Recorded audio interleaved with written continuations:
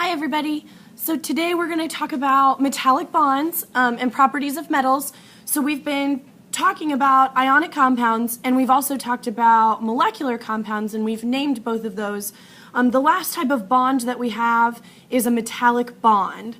Now I've attached the PowerPoint slides to this so then that way you can just follow along. There's not very many and I don't think that this is going to take us very long. So I'm just going to go through these pretty quickly, okay? Also, it is December 1st, and it is 9 a.m., so if you have not come to the high school to get some King's apparel, it is awesome. I just bought 4 new things for like 80 bucks. So if you watched this before, you should come down here and get this. And also, they have some pretty fantastic baked goods, and I'm pretty sure that the Wilhelm cookies are out there, and they are phenomenal. Okay, so look at your PowerPoint slides. This is all about metallic bonding, and I wrote on the second slide just some objectives. So what we're going to talk about or model how valence electrons for metal atoms. We're going to describe the arrangement of atoms in a metal, and then we're just going to talk about alloys, like what they are and some of the common types of alloys. So if you'll go to the next slide, on slide number 3, it says, although metals are not ionic, they share several properties with ionic compounds. So we know that metals can turn into a cation if they lose their electrons. So a metal, if I just find like calcium, or if I were to find sodium and it's neutral in nature, we know that they would prefer to lose an electron so that way they can be stable like a noble gas. So metals are not ionic if we're not thinking about they actually lost their electrons, okay? In terms of metals, though, and in a metallic bond, there's going to be a similar type of property in a metallic bond that there is in an ionic bond.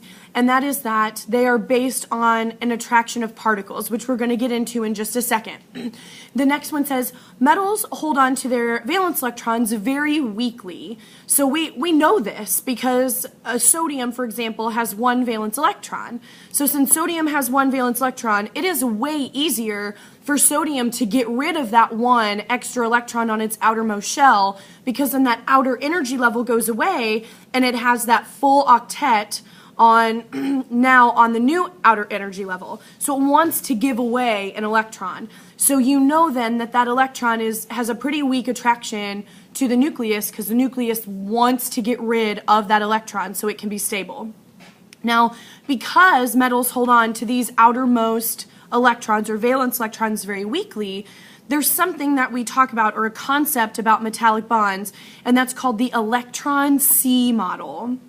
What happens in the electron C model is that metal atoms in this metallic solid will kind of contribute their outermost electrons, and it seems like it's going to form like a sea of electrons. These electrons can move around amongst the metal atoms. They're not held to one specific place, and they can like freely move around. If you would go to the next slide, on slide number 4, I talk a little bit more about these, what's called the sea of electrons, or the electron sea. So electrons are free to move around this solid, and it's because these electrons in this metal, they're so crowded, all these metal atoms are so crowded that their electron clouds overlap one another. So if you look at this picture that's on the bottom of slide number 4, you see these little circles that have pluses in them, and then you have these little yellow dots. Those little yellow circles are the electrons, and then our little red circles with pluses in them, that represents that metal atom. So these little yellow dots, the little yellow electrons, can move around all of those metal atoms freely because all of the metal atoms aren't holding on to their valence electrons very much. So they're free to move around. We call these electrons delocalized electrons. And the reason that we call them delocalized is because they're not stuck or they're not set at one location. So Localized would be that they are set and you can find them in one specific location. But delocalized electrons means that they're free to move around and they're not necessarily going to be in one location. So these are delocalized electrons, and it's because they are free to move around all of those metal atoms. And it's because the metals aren't going to hold on to that outermost electron or their outermost electrons very tightly because they want to get rid of them. They want to give them away. So since these electrons are moving around, we are forming cations here because if this one electron that's on sodium leaves that sodium atom, then it has to become a cation.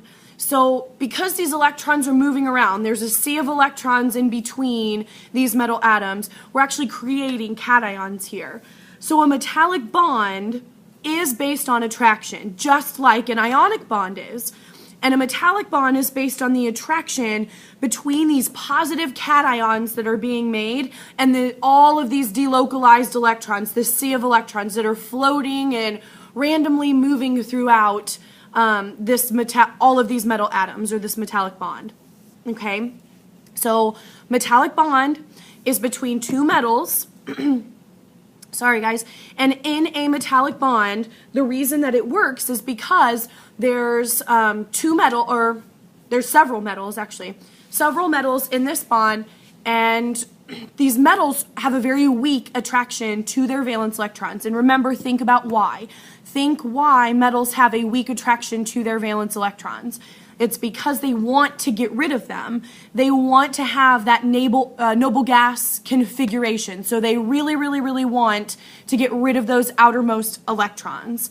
If there's a bunch of metals together, then all of a sudden these electron clouds can overlap one another. And these electrons will start to move around freely amongst all of these metals.